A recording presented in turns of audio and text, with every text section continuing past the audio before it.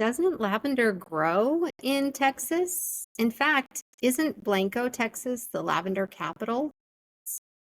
And if that's the case, then why don't I plant lavender in Texas? Welcome to Side Note. I'm Melissa Broughton, and this is episode 3, where I answer the question, why I don't grow lavender in Texas. Let's talk about my business operation, because it is unique. So I cover a little bit of this in episode 1 and episode 2, how I became a lavender farmer, also shifting from California to Texas. But I have my store in Johnson City, Texas, which is in the Texas Hill Country. It's situated kind of between Austin and San Antonio, and it's a small town. So if you can imagine, I've got my store in Johnson City, and my lavender is in California because that's where I became a lavender farmer. So the timeline of kind of how I process lavender and how I harvest it really plays a part into this story too, and answering that question as to why I don't plant lavender in Texas. So lavender is a perennial. It's going to bloom every summer, anytime between June and July, depending on where you live. But anywhere in the world, it's going to bloom between June and July. If it's a warmer climate, it's going to bloom a little bit sooner. Also, depending on the varieties, the English lavender tends to bloom earlier. So keeping that in mind, I live in Texas now, and I go back to Santa Barbara County, specifically Buellton and Lompoc, just north of Santa Barbara. I go back there every summer, specifically the last week of June, and sometimes a little bit into July. That's when harvest time is. Now, how do I know that for sure as far as where my blooms are? I have people that will go to the fields and take up close pictures of the blooms starting in June, just so I can see kind of where they are in that process, and so that I know when I need to go out there. But it's almost always the last week of June, give or take, depending on the weather. So I go out to Santa Barbara County. At the end of June, I will harvest my lavender with my crew. We harvest everything by hand. I have about 400 plants, but they are several years old. So they're big, big plants. And so we usually harvest around 4,000 bundles. Again, give or take, depending on that year's crop, but generally that's what we're harvesting, is 4,000 bundles. Now, after we harvest them by hand, they're all bundled. We then have to dry them. I have to dry them. I can't just bring them back to Texas. So after harvesting, after bundling, then I put them in a drying space, and they have to dry for 6 to 8 weeks. So right after harvest, I hang them to dry or put them on drying shelves, and then I come back to Texas. And then I'm here for a couple of months, and then I go back. So I usually go back mid to end of August. When I go back, I take those dried bundles and I put them in moving pods, and then a truck picks that up and drives it out to Texas. So I am no longer driving back and forth to California. The first year I did that with a U-Haul truck. I was able to do it, but there were challenges with it, and I decided I did not want to do that moving forward. And so this is now the new setup. So that's how I harvest every summer. And then Once that pod arrives in Johnson City, I unload all of those bundles and then I hang them throughout my store. So I've got, if you've been to my store, you know, it's an amazing little space, but it is a boutique little shop. So it's small.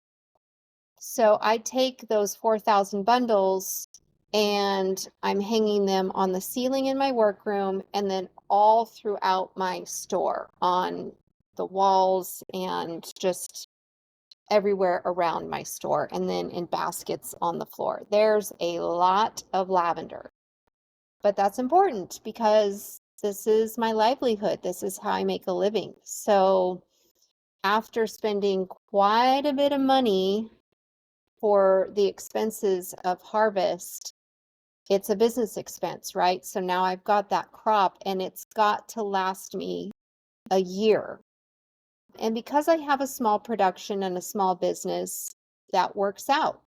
So I use that lavender to make my products, mostly the lavender bunnies, because those are my best seller. If you've been in my store, you know about the lavender bunny fidget sensory tools. And so all of that lavender is used to make my products. Now, there are some products in my store that I don't make with my own lavender and I collaborate with another lavender farmer. But the best sellers and the big sellers in my store are made with my lavender. So, and then right around, I would say the middle of May, I am almost out of lavender, right? Because it's been almost a year and I will have used all of my bundles. But that's okay because it's about time to go back to Santa Barbara County and do it all over again. So that's my business operation, kind of in a nutshell. Now that you understand my operation, allow me to set up the scene that happens on a daily basis in my store. I have customers that walk into my store, and of course, they're hit with the aroma, the amazing, amazing aroma in my store. And I always keep my doors open so that the aroma goes out. And I always have customers that come in and say, I could smell your store a block away. We were walking and we could smell your store. And I love that. I love that they come in and usually the first thing they say is, oh my gosh, it smells so good. I love lavender. And I hear that all day. And so it's really wonderful to offer that to people, that joy, that aromatherapy, that calming experience. So then almost everybody asks me how I became a lavender farmer. That's usually the first question. I cover that in episode 1 because that's also kind of a unique story on how I became a lavender farmer. And then they want to know if it's grown locally. And then I explained to them that I became a lavender farmer when I lived in California several years ago. And I appreciate that they're asking that because they're asking if it's grown locally. And Texans are such, they're so proud of their state. They're such a prideful state in such a beautiful way. So they want to support local businesses. They want to buy things that are made in Texas, planted in Texas. And so it's a good question. But once I explain my situation and my setup and how I became a lavender farmer, but then how things changed in California, which I cover in episode 2, why I moved from California to Texas, and I explain that to them, and then they see that there's this person that, you know, is working really hard and has created this business for herself and has moved to Texas. They get it and they appreciate it and they really respect that too. So, but then the next question always is, okay, now that you're here, why don't you grow lavender in Texas? And it's a great question because, boy, would that be a lot easier? I wouldn't have to go back to California every summer. I wouldn't have to pay those expenses to go to California, the flight, the hotel, the meals, the shipping of the lavender back. I mean, it's a big deal. So it's a really good question. Why don't I grow in Texas? So let me just go through the reasons for you because a lot of people are curious about this. And really, the first reason is simply because my crop is in California already. So when I moved to Texas, it wasn't like I could just dig them up and bring them with me. Um, if you listen to episode 1 and 2, you know that my lavender is on 3 different properties within Santa Barbara County, within 30 minutes of each other. And those properties are owned by 2 different families. So they're kind of my babies, and I have an attachment to them. I love them. I know them well. I know their bloom schedule. I know how they look. I know how they smell. So that's my crop, and it's in California. So that's where I'm going to go because it's already planted. It's already doing well. It's already thriving. So that's one of the reasons that I don't plant in Texas. Now, even if I didn't have that, there are other reasons that I would not plant in Texas. There are other reasons that, let's call them the technical scientific reasons as to why I would not plant lavender in Texas. Texas climate and soil is not conducive to lavender growing. That's a general statement. There are exceptions to the rule. There are lavender farmers and lavender farms in Texas. I'll tell you a little bit more about those, and I'll link them in my story in my comments. But generally speaking, and anybody who has tried to plant lavender in Texas knows that Texas is not conducive to lavender growing. And that is for a few reasons. The first being the climate. Lavender is a drought-tolerant plant.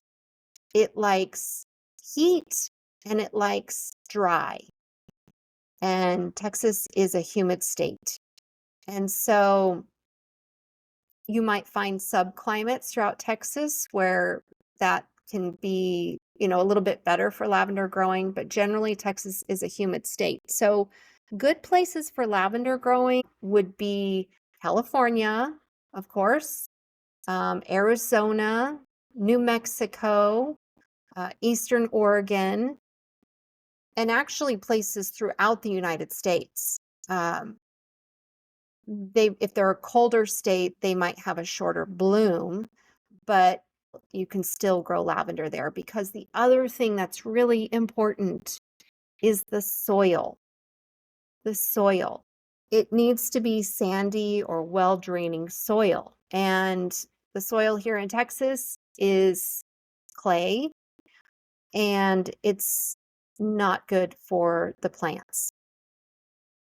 I've also read and heard, and I don't know the details around this, but I've also heard there's something naturally occurring in the Texas soil that does kill or attack lavender after a few years. This is what I've heard. So I don't know the details around it, but enough to know that it's just not worth planting several hundred or several thousand plants for me. So that's the technical or scientific reasons as to why I wouldn't plant lavender here in Texas. Now, this goes back to the question, well, what about Blanco?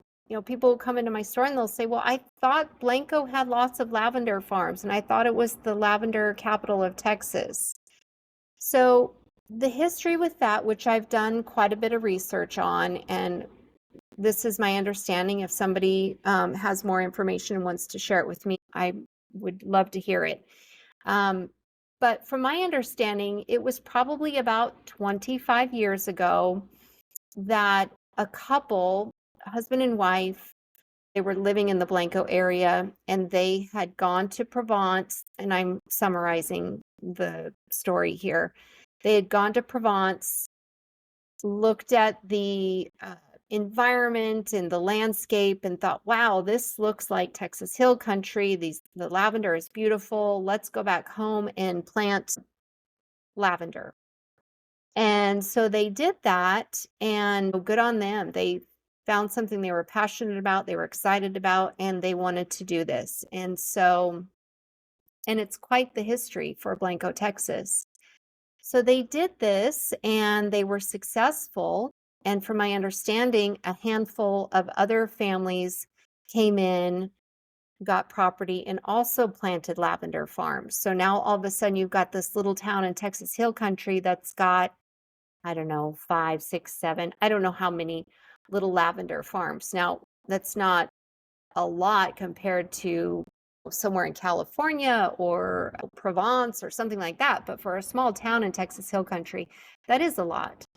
And, but then they realized after a few years that the lavender was dying and it was not doing well. And there were challenges, constant, consistent challenges with growing the lavender.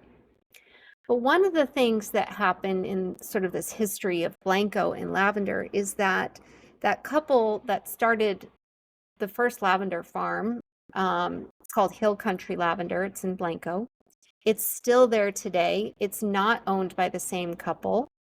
From my understanding, they sold it to the young lady that was working for them when she was younger, like a young adult. But that couple started the Lavender Festival in Blanco. And just this past year, they had their 21st festival. So that's commendable, because there are thousands of people that go to this Lavender Festival every June. It's at the beginning of June. It's Friday, Saturday, and Sunday. And it's all lavender. Now, again, you kind of ask, well, where's all the lavender coming from if, these farms aren't plentiful like they were? And it's a festival, so they have other things that they're selling, but the theme is lavender. And there are other lavender farmers throughout Texas that may go to the festival. And then they do tours of Hill Country Lavender. But this brings in thousands of people, and that's always good for community, right? That's always good for a small town. You have thousands of visitors that come in for a weekend. This helps small retail, hotels, restaurants. So that's really commendable that that's going on. But Blanco is not the lavender capital of Texas anymore. There are other places in Texas that have lavender farms. I have not visited yet. I'm familiar with them. I've been told about them. I'll link them in my story so that you know about them and you can visit them. Whether or not they're producing or successful, I don't know. They've got their own story of planting and growing and the challenges that come along with not only farming, but farming lavender in Texas. And who knows, maybe they're in a little subclimate that is better for lavender growing. Maybe they have planted a variety that's better for that particular area. I do have to say, though, I did meet a lavender farmer a couple of years ago, and his name is Steve. And he decided to go into lavender farming in his retirement, I think is the understanding. And Steve came into my store a couple years ago and said, so-and-so told me about you, that you're a lavender farmer from California. So I had to come meet you because I'm a lavender farmer also. And I giggle about it now. And I've told him this too, because we're friends now and we talk about lavender growing and varieties and all the fun stuff. But when he first came in and he said that he had lavender plants and in Canyon Lake, which is about 30 minutes away from Johnson City. I was so sort of, I guess, jaded with the Texas lavender stories that I'd heard. I thought, okay. I said, well, how many do you have? And I think it was 1,000. And I'm thinking, well, I wonder how old they are. Like maybe he just planted them. And I said, well, how old are they? And I think at the time he said 7 years old or 8 years old. And I thought, okay, wait a second here. You've got 1,000 plants and they're 8 years old. That's good. And so he's like, you got to come out and see them. So I drove out to Canyon Lake. I was still very skeptical. And when I arrived on his property and looked out his backyard, which is looking at the lake, and there's this large pasture, and there were the plants, and they were gorgeous and beautiful and healthy and thriving. And we walked through them and everything. I couldn't believe it. So, of course, I said, what are you doing to keep these alive? These look fantastic. So I realized why. Steve, again, does this because he's passionate about the plant. He's not necessarily doing a business or a store or lots of products from it. He is just like growing these plants and testing things. And it's like this engineering mind that has come up with all these processes. He's like, well, I take the wind that comes from the lake, and I've come up with this system that takes the water from I mean, he just, he's come up with this amazing, complicated system. And now he's trying to propagate different kinds of varieties and everything. So, and the variety that he's growing seems to be doing well. He's got a lavandula angustifolia, and it smells amazing. I do have to say, and Steve and I have talked about this, the color of it isn't as vibrant or as beautiful as my plants or as the varieties that I love. His is more of a light purple, and so when it dries, it's a gray color. So if you've seen mine when they dry, they are more of a purple bluish color, which is beautiful. But nevertheless, he's got great plants and they smell amazing. He distills the oil. It's great. And he is trying some other varieties, the ones that I suggested, that as far as the colors that I love. So all that to say, again, there are exceptions to the rule as far as growing in Texas, and there are other lavender farmers here. But that's why I would not grow lavender in Texas, because I've already got a crop in California, and also because here it just overall, I wouldn't want to deal with the challenges of growing lavender here. Now, some people have asked, well, what if my situation changes? What if the production in California shuts down for whatever reason? There are reasons that could happen, but it hasn't happened yet. So, but what if my situation changes? Well, there are solutions, right? And options. I believe that options are security, and every good woman's got a backup plan. But, as I've thought through that, for me, number one, planting more lavender is not the answer for me.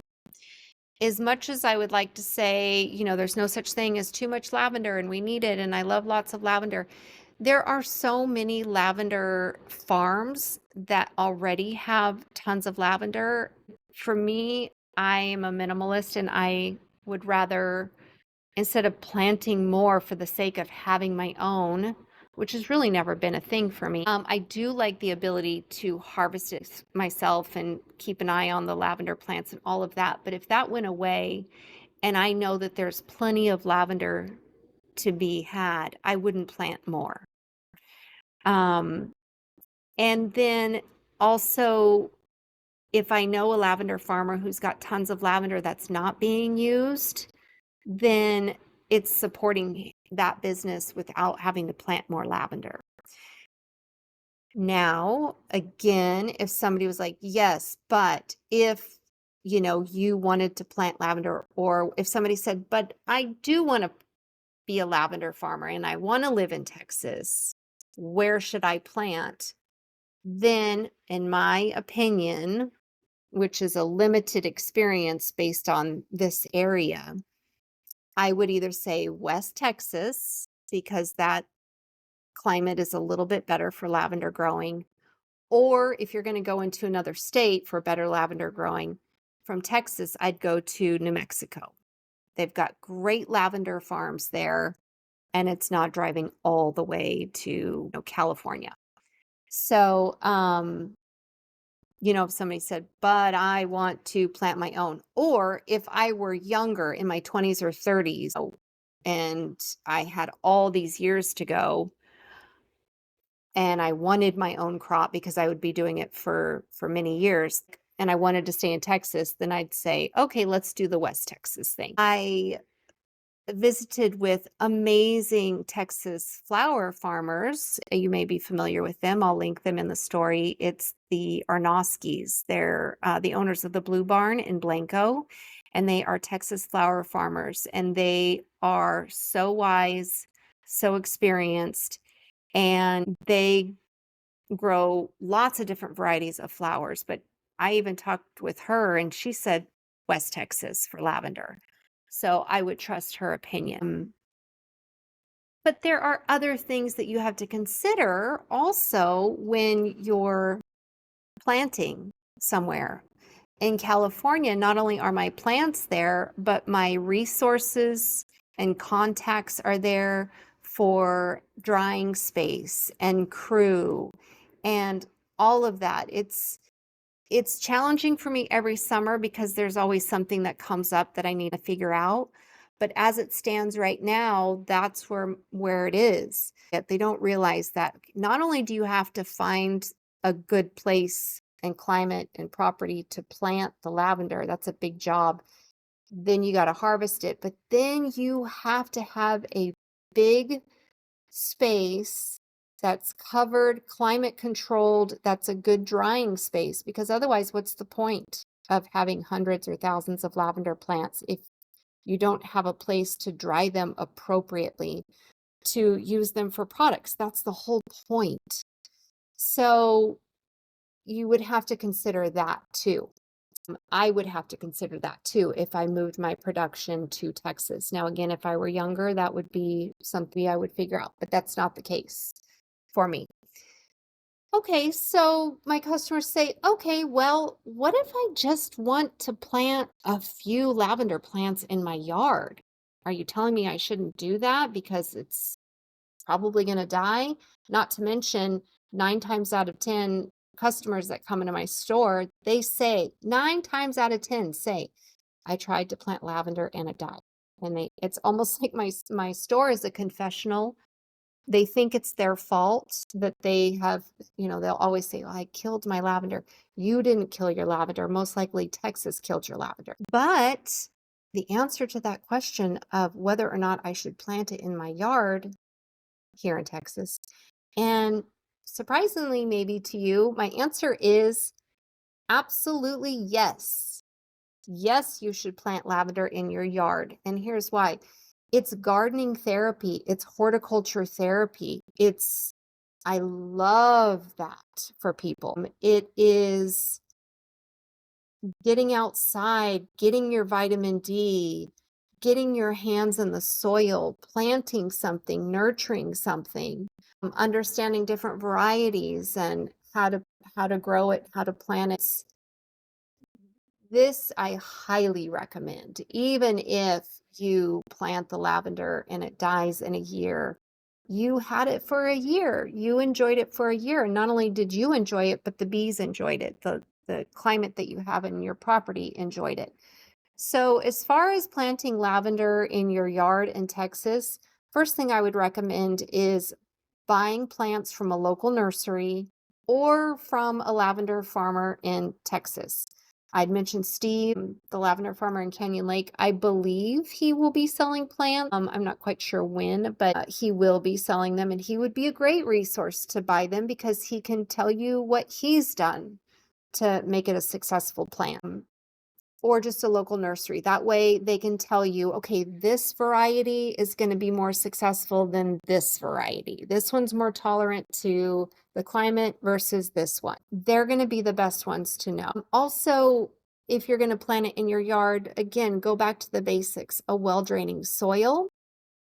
Plant them up on mounds so that when we do get these crazy rainstorms, that extra water is draining off your plant, because remember, again, lavender is drought tolerant. In California, when people plant lavender in their yards, they often kill it because they overwater it. It's almost like we love our lavender. They're our little babies. And so we just want to keep giving it water. It's like, leave it alone, leave it alone. The more you mess with it, the less it's going to thrive. You really just want to let it be. So don't overwater. In California, it calls for full sun, and that's really important. I've seen lavender plants that get shade in the afternoon, and it really affects the growth of the lavender. Now here in Texas, full sun is a little bit different. So again, ask the lavender farmer or the nursery that you're buying the plant from where to plant it, how often to water it, and enjoy the time that you have with that plant, because your goal with that plant is to look out your windows, see the lavender growing, the bees are enjoying it. That's the whole idea with the lavender in your yard. As far as when to cut it, you do still need to cut it, the lavender. Just like I'm harvesting my plants every June, you need to do that with your lavender too, because it helps the health of the plant. When you harvest or trim the stems, it puts strength back into the roots. So for me, as a lavender farmer, it's really important that I harvest at a certain time. That's why I'm always looking at the buds, monitoring where they're at in blooming, and that I'm getting there in a certain window of time to cut it to maximize bundles and oil production. If you're just growing it in your yard, you're growing it for just benefit of having it in your yard and for the bees. So let it be there, I would say, through August. Maybe cut it the beginning of September. This would be a question for the local lavender farmers or the nursery, but you don't have to worry about harvesting it at a certain time. Enjoy it, enjoy it. But I definitely recommend planting lavender in your yard, even if it doesn't last for years. And then if it does die the next year, pick a different variety and see what happens with that one. So I know in my own kind of lavender growing journey, so to speak, the lavender has taught me a lot. And it's really about being adaptable to the space that you have to grow it, the location, how you're going to dry it, when you're going to harvest it. It's really being able to adapt to the needs of the lavender and the situation that you're in for that lavender. And also too, and it goes back to the stories of lavender, not just the plant itself, but the farms and the farmers, and who are the farmers and how did they grow it? I've talked to so many lavender farmers, and what one does that's really successful does not work for another one. And then some lavender farmers have been doing it for 25, 30 or more years, and they'll say they've done it a certain way for years, and then one year it didn't work anymore. So again, being adaptable. And I think too, if you really are interested in lavender, visiting the other farms is really fun. Whether it's just in Texas or you're going to other states, it's really fun to see the other varieties, and also asking the farmers what they do and what challenges they've had through the years. I've learned a lot from one of my favorite lavender farmers is Sergio. He's in Sequim, Washington.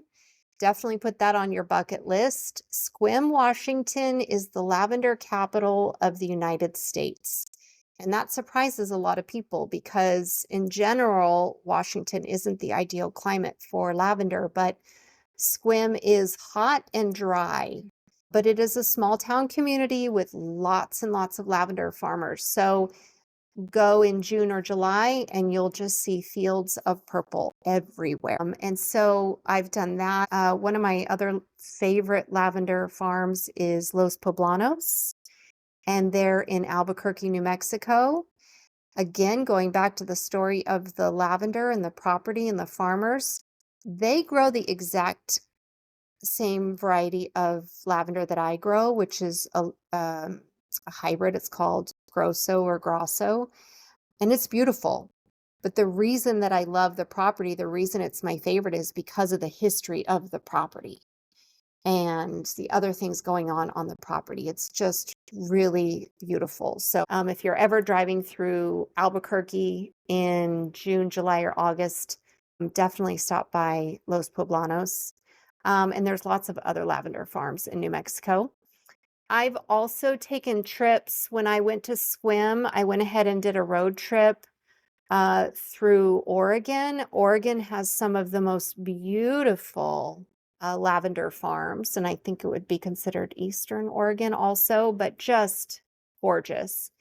And of course, all throughout California, from northern to southern, all throughout California, beautiful farms. And then in places that you wouldn't expect, in the Midwest, Montana, there's a beautiful lavender farm. So visit some of those during the summertime to see them. And of course, if you ever get a chance, it's on every lavender farmer's bucket list. Go to Provence. It's a little cliche as far as where you would go to see lavender, but hey, uh, it's beautiful. It's amazing. Last summer, I went there for my 50th birthday with my best friend, and not only was it beautiful, you kind of get there and I think, well, you've seen one lavender field, you've seen them all, right? But in Provence, it's not just hundreds or thousands of lavender plants. I mean, it's like rolling hills, acres upon acres of French lavender. And the thing that stood out to me was, again, the story behind it, the farmers behind it. I'd gone to the Museum of Lavender, learned about the history, and the coolest thing is that it's a way of life there. So here we go. Oh my gosh, lavender, it's so amazing. It's so beautiful. It smells so good, which is all true. But there, it's everywhere. It's just the way of living there. They use it for lots of different things and it's everywhere. So there are other places besides Provence, Italy, Croatia. I mean, they have big lavender operations also. So it's about the place, but it's also about the stories. Now that I've shared my perspective with you about this whole lavender growing in Texas situation, can I just summarize with a couple of stories and analogies? I mean, this is what I've thought of as I've been here for 3 years and getting this question all the time. You know, I've talked to regenerative farmers, and a lot of them will talk about planting native plants and why that's important. And so I understand that perspective definitely. And when I'd heard that there was this virus, naturally occurring virus in the Texas soil that kills the lavender around year 3, I was really curious about that.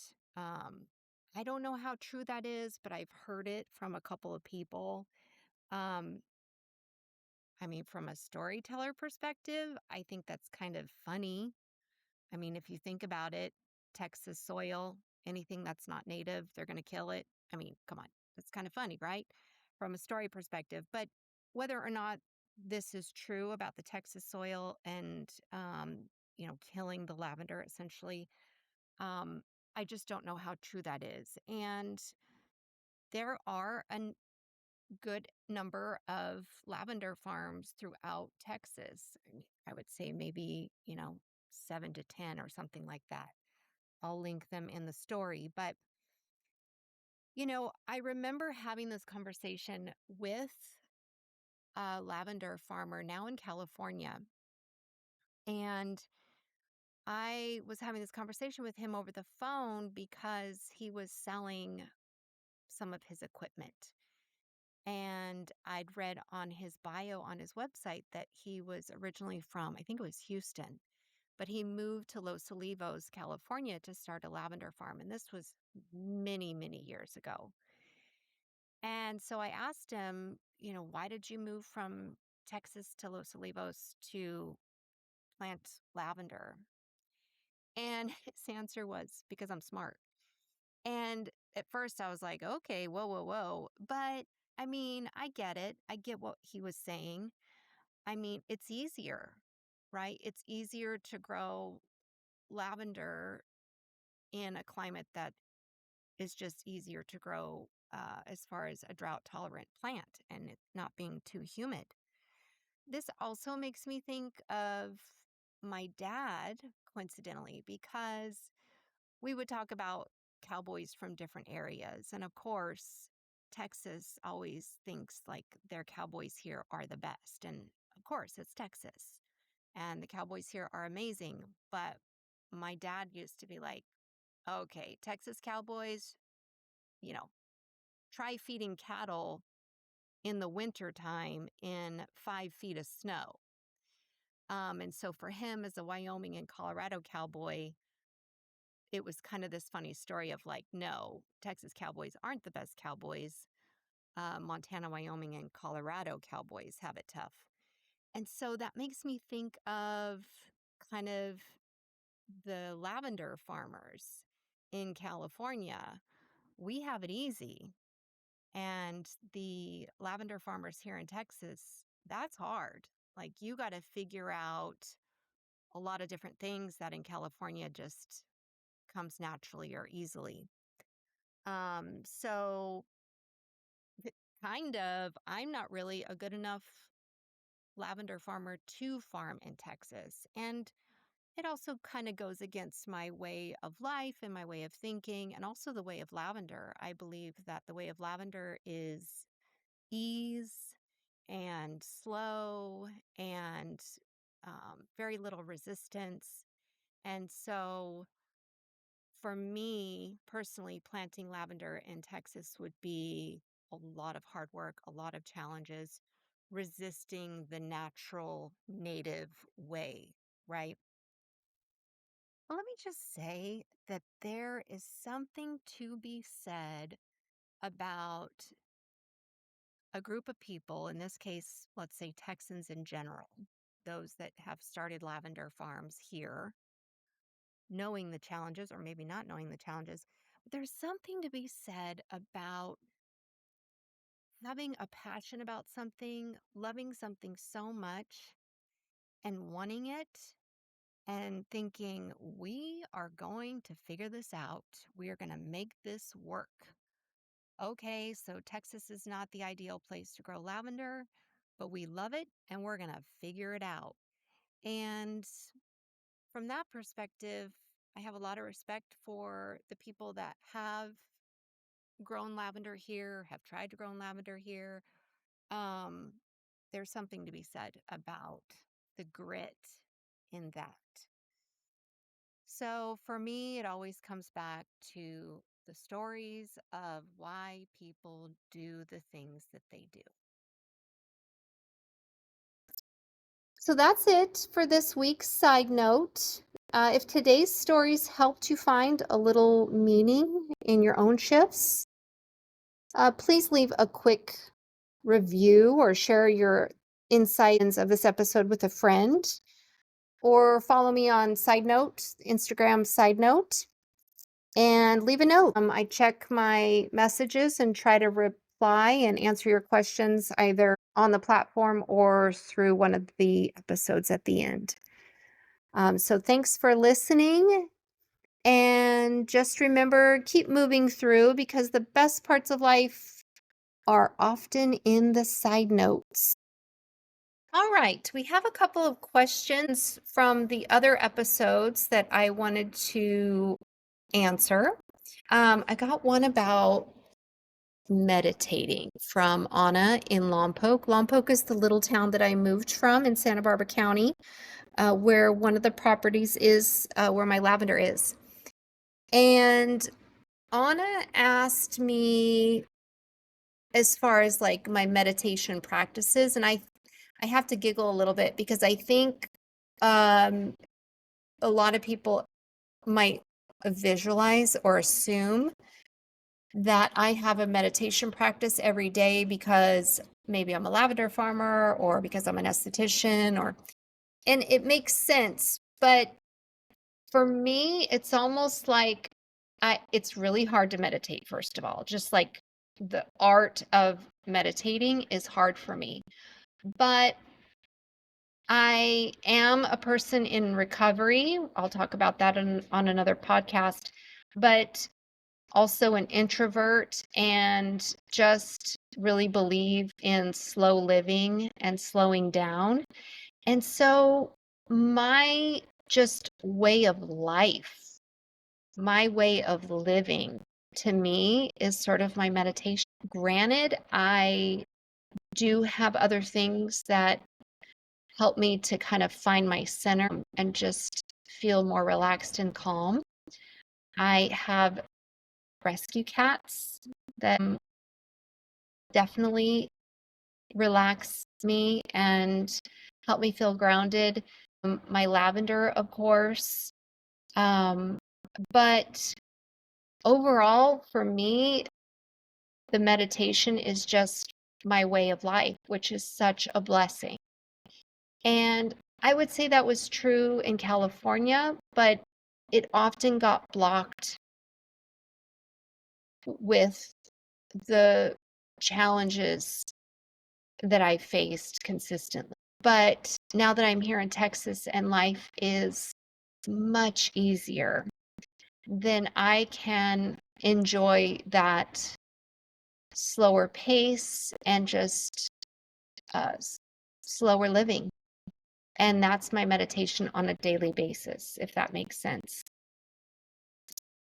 The other question that I got was from a guy named, I think his name is Ernie.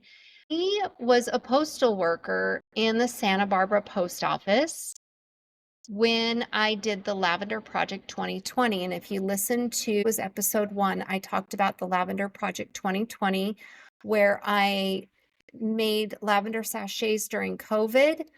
And I took them into places where, were public places where people would be, but they were really stressed out and wearing masks and everything was going on. And I was handing out lavender sachets. And the post office was one of the places where people were really like stressed out, right? And so he worked there. And so he saw me giving out sachets. And of course, I was giving out sachets to the postal workers too, because they were dealing with a lot. And he has since moved from Santa Barbara to Houston. I don't know if it was a family or a job. I can't remember. But he asked for my episode, why did I move from California to Texas? He asked me if there are things that I miss about California besides friends, because my best friend does live in California. And yes, there are things that I miss in California. They're probably not the things that you would think. I'm not all of them anyway, but I miss things like the jacaranda trees in June. If you're from Santa Barbara, you know exactly what I'm talking about. But if you're not from Santa Barbara, Google jacaranda trees. I mean, just to get a visual. They are these huge trees with purple blooms. So it's not a flower, it's not a vine. They're massive trees with purple blooms. Now they don't have any aroma, so it's obviously not like a lavender or a field of flowers, but visually they are stunning. And they bloom every June, maybe a little bit in May, maybe they'll go through July. But when they start to lose their petals, they drop on the ground and on the streets and on the cars, and it looks like somebody has splashed purple paint. At least that's what my eyes see. And when you look down a street, a neighborhood street in Santa Barbara that's lined with jacaranda trees, and and because they're so big, it looks like just a line of purple clouds. I mean, come on. So beautiful.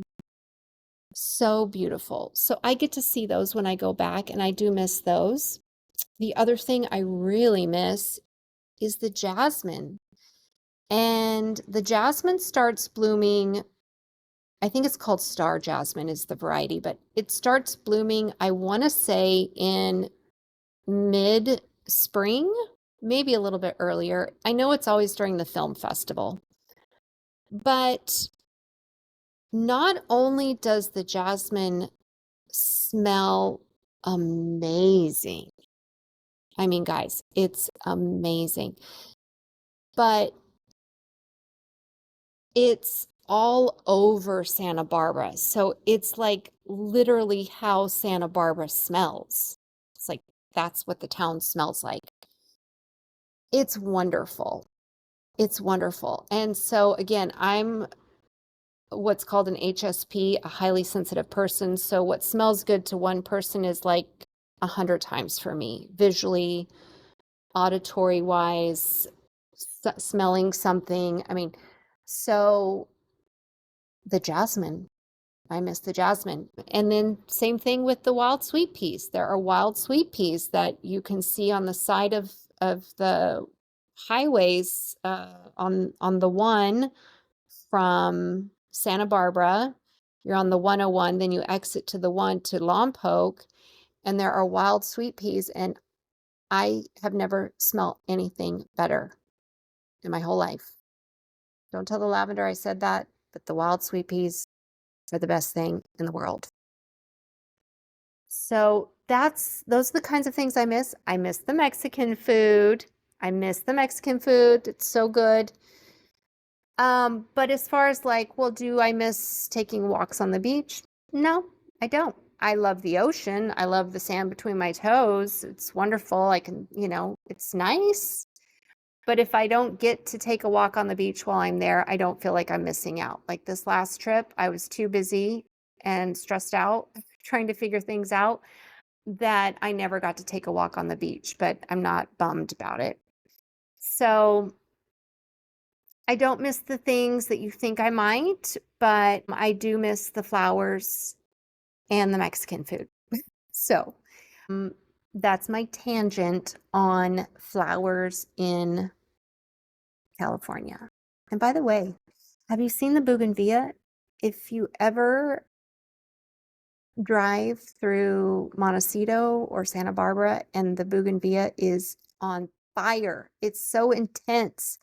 Doesn't smell, but it's like a fuchsia pink, crazy bright pink color. It is wild.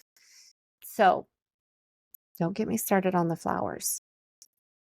Anyway, those are the answers to your questions. I love them. Please keep asking the questions, and thank you for listening. This podcast is brought to you by June Bloom Lavender, a lavender speakeasy in the Texas Hill Country. June Bloom specializes in handcrafted lavender gifts and a premium skincare line made with lavender harvested each summer by owner Melissa Broughton, that's me, in Santa Barbara County, California.